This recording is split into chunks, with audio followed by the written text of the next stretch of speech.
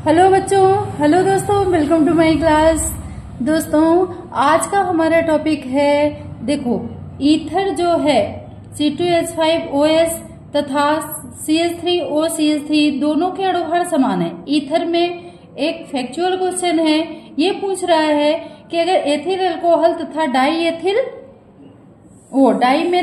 Ether दोनों का अणुभार समान है, किंतु कमरे के ताप पर जो एथिल अल्कोहल है वो क्या है, द्रव है, तथा जबकि डाई एथिल ईथर क्या है, गैस है। ठीक है, तो आपने दोस्तों पदार्थ की अवस्थाएं पढ़ी होंगी, ठोस, द्रव और गैस। ठीक है, ठोस जो होता है उसका जो अणु होता है बहुत पास पास में होता है, द्रव का थोड़ा दूर होता है और गैस का ज्यादा दूर होता है। उनमें आकर्षण बल बहुत कम होता है। ठोस में सबसे ज्यादा, द्रव में उससे थोड़ा सा कम और गैस में सबसे कम आकर्षण बल होता है। तो यहाँ पे देखिए इसका आंसर भी कुछ इसी से मिलता जुलता है।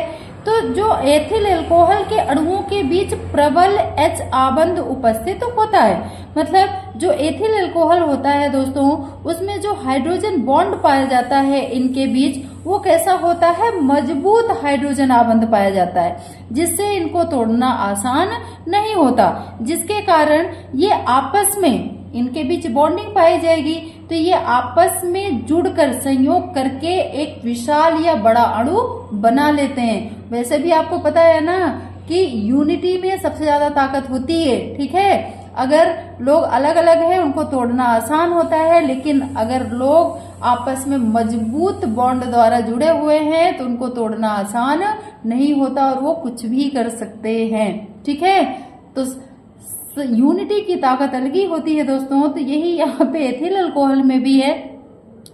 एथिल अल्कोहल के अणुओं के बीच जो हाइड्रोजन आबंध होता है वो मजबूत होता है, इनको तोड़ना मुश्किल होता है और ये आपस में जुड़कर एक बड़ा अणु बना लेते हैं। इसीलिए कमरे के ताप पर ये कैसे रहते हैं, द्रव अवस्था में। जबकि जो आपका डाईमेथिल ईथर है, मतलब क्या, CH3OCH3, तो इनके बीच जो हाइड्रोजन बॉन्ड होता है दोस्तों, हाइड्रोजन बॉन्ड इनके बीच पाया ही नहीं जाता और होता भी है तो बहुत कमजोर होता है। ठीक है, इनको तोड़ना बिल्कुल आसान होता है। ठीक है, इसीलिए जो डाईमेथिल ईथर है वो कैसा है, कमरे के ताप पर गैस अवस्था में पाया जाता है। ठीक है, इसमें कारण क्या है, देखिए एथिल अल्कोहल में हाइड्रोजन बंध उपस्थित होता है, इसलिए मजबूती से जुड़े रहते हैं। इसमें हाइड्रोजन बंध उपस्थित नहीं होता, इसलिए ये कमरे के ताप पर गैस अवस्था में पाया जाता है। ठीक है, आई होप आपको ये टॉपिक क्लियर हो गया होगा। बिल्कुल सिंपल है। देखो एथिल अल्कोहल में मजबूत हाइड्रोजन बंध पाया जाता है, जिसकी वजह से ये आपस में मजबूती से जुड़े होते हैं और जुड़कर एक बड़ा अणु बनाते हैं और ये द्रव अवस्था में पाए जाते हैं। जबकि डाईएथिल ईथर में ऐसा कोई भी आबंध नहीं पाया जाता, इसीलिए ये किस अवस्था में होते हैं दोस्तों, ये होते हैं गैस अवस्था में।